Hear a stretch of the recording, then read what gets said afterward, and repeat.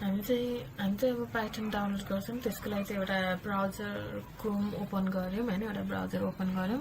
त्यसमा चाहिँ अब हामीले चाहिँ के थिच्छ भन्नु पाइथन डाउनलोड भनेर चाहिँ थिचेपछि हाम्रो यो फर्स्ट त्यो python.org वाला त्यसको चाहिँ लिङ्क खुल्छ, त्यसमा क्लिक गर्छ।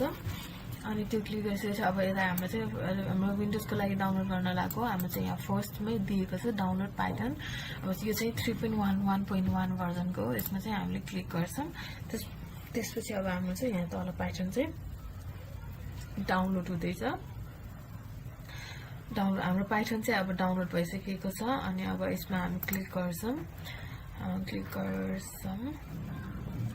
गरिसकेपछि चाहिँ अब के भनेको छ भन्दाखेरि install Python 3.64 select installation now to install Python with default setting and choose भनेर भनेको छ। हामीले त्यो क्लिक गरिसकेपछि चाहिँ अब माथिको इन्स्टल नाउ क्लिक गऱ्यौँ होइन। त्यसपछि चाहिँ अब यस गर्छौँ। यस गरिसकेपछि हाम्रो चाहिँ त्यो इन्स्टल नाउमा क्लिक गरिसकेपछि अब त्यो यस गरी हामी पर्मिसन दिइसकेपछि चाहिँ अब यो चाहिँ इन्स्टल भइरहेको छ। त्यसमा चाहिँ अब यसमा चाहिने अब फाइल्सहरू चाहिँ फाइल्सहरू चाहिँ अब डाउनलोड आफै अटो डाउनलोड बाई डिफल्ट चाहिँ डाउनलोड गर्ने। हामी चाहिँ अब इन्डिभिजुअली चाहिँ म्यानुअली चाहिँ चलिराख्नु परेन, यसले चाहिँ अटोमेटिकली नै डाउनलोड गरिरहेछ होइन। अनि सेटअप प्रोग्रेस भनेर आयो।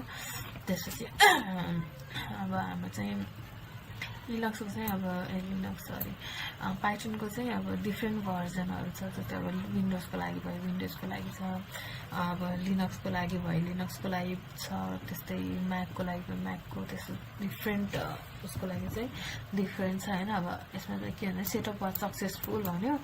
अनि त्यसपछि change and machine configuration to allow program including Python to bypass the 260 character max path limitation भनेर छ। अहिले चाहिँ यसलाई चाहिँ यतिकै छोडिदिउँ हामीले अब क्लोज